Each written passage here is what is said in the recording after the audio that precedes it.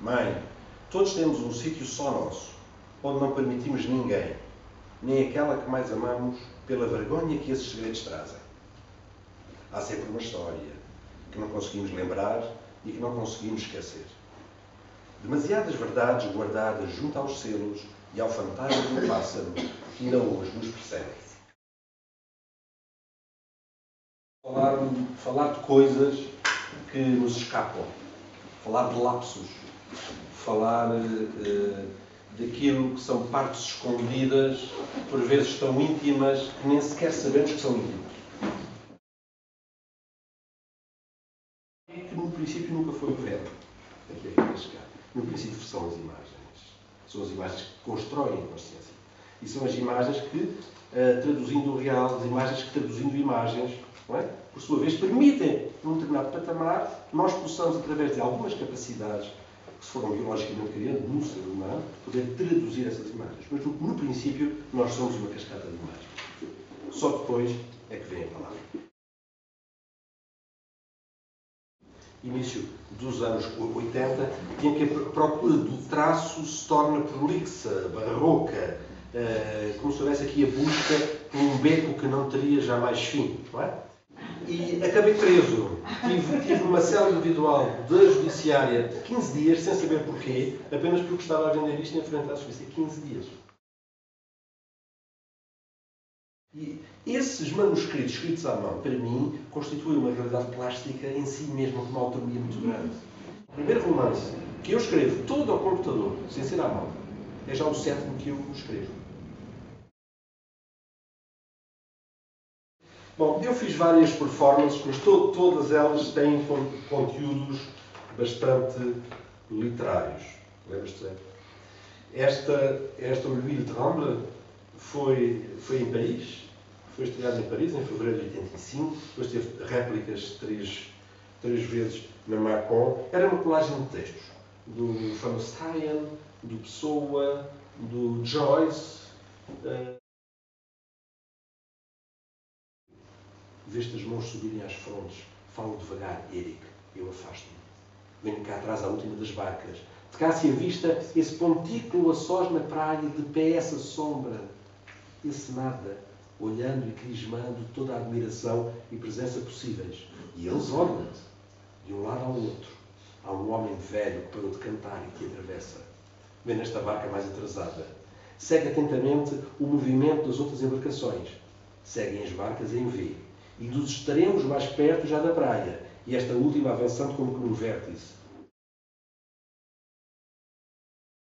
Virei a bicicleta para uma rua perpendicular ao canal. Casas guias, vermelhas, resvala em musselim, o corpo inclinado, os cabelos no ar, contra o vento. As passadas sucediam-se, monótonas, num ritmo mais igual e certo, e atenta às montras. Os vidros e as letras brancas neles desenhadas. Os pequenos dedos abriram-se, subitamente. Espreitava e via os 3 gaiatos acabadinhos de chegar, ainda de camisola e sandálias por descalçar. Estava ali em cima do muro, sem idade, como agora, encostado à parte de trás do meu solitário táxi. Arrumavam depois um canto os balos de borracha, as pás, sacos de revistas, toalhas de várias cores e uma bola azulada que quase sempre deixavam cair no memorial. Fomos recebidos por Ventura já do outro lado da fronteira, por guerrilheiros que deviam ser do Hezbollah. Como se fosse uma gárgula suspensa em muralhas invisíveis, Assad apresentou a Júlio o novo guia. E é isto da cultura. Como é que se acamou? Como é que se sedimentou? Não é? Porque a cultura é um conceito muito recente. Também estamos com ele há pouco mais de 200 anos. Mas, de facto, tal como acontece com por exemplo, a Fundação da Estética, a meados do século XVIII, as coisas não aparecem por acaso. Aparecem porque há um esqueleto invisível sobre o qual assentam. Não é? O Adorno dizia que as obras de arte eram cegas.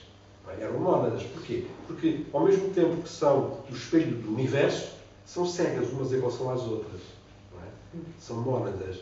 Mas elas espelham melhor do que ninguém o mundo que está cá fora. Então, eu penso que essas leituras, no meu caso, foram muito marcantes.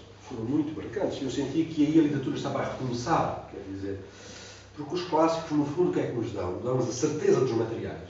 Um bom clássico existe fora do tempo. A necessidade de estruturar existe sempre. Quer dizer, eu hoje acredito mais na nuvem do que na estrutura. Já há muitos anos que acredito nisso, não é? Porque a estrutura é um modo de fechar esta abertura abstrata que vem ter connosco para lhe dar uma forma que se torne compreensível para nós e para os outros, não é? A necessidade de estruturar está cá. As imagens que vêm ter connosco, uma imagem muito forte e que não é uma imagem que contém em si tudo, é uma imagem que nos veicula estilhaços. Dessa imagem saem estilhaços com que organizamos as pontas para uma possível história. A gente entrava ali e ali é outro mundo. Agora o escritor não tem câmara escura, tem que inventar, ela está aqui dentro. Até porque a nossa mente é uma câmara escura. Obviamente que é. É obviamente que é, quer dizer. Do mesmo modo como o cinema original reproduz o que é a mente, a câmara escura também. Sem haver necessidade sequer de projeção. Tudo aquilo é um conjunto de camadas invisíveis que estão ali em fermentação. O escritor tem que fazer isso tudo e imaterialmente. Imaterialmente. Na escrita criativa não há uma diretividade, não há um professor que está a ensinar uma matéria. Há uma plasticina desdobrável que se partilha e no qual é possível então ter estratégias. Ora bem, todos os processos de escrita implicam funcionalidades de 3 ordens. Uma primeira ordem apenas interpelativa, não é? É aquela imediata, isto é uma cadeira, eu sou o Luís, estão lá fora árvores. Digamos que estamos na área da denotação. Uma outra que é a ordem estética, que é a abertura à metáfora, a abertura à conotação, é a abertura à textura plástica e não apenas instrumental. Estrutura rítmica, combinatória, etc. Onde a gente voa. Uma pessoa, quando está a acabar um curso, nem que seja introdutório, não é a mesma pessoa. Não é a mesma pessoa. Encontra potencialidades que estavam lá e que se desenvolvem de um modo incomensurável. E, portanto, cá está. A escrita criativa é também baseada nesta postulação de que, de facto, o critério pragmático do sentido impõe-se sobre tudo o resto. E quando utilizamos a linguagem, há uma tensão entre o agir do sujeito e o agir autónomo e próprio das linguagens. Não pensemos nunca que a linguagem é uma ferramenta apenas instrumental. Não é, não. É algo que está em luta com o sujeito. Quando vim da Holanda, aquilo estava... Eu até perdi países. Todos estes países têm pessoas... Eu conheço muitas destas pessoas. Eu todos os dias durmo a pensar em situações que se passam nestas cidades todas. O volante desvia o olhar. Põe-o a definir este horizonte incerto de vinhas até aqui a Ourada é local de paragem. Passei então pela rua do lado nascente e uns minutos depois entrei no café. Parece que foi a primeira vez na vida que reparei no sorriso do Eduardo. Era de um contentamento infinito, como se não me visse há 30 anos ou mais, mas sem excitação alguma. Sentei-me e comi um jesuíta. À frente do Eduardo só já havia 2 torresmos e um copo de cerveja vazio. Voltámos antes da hora de jantar.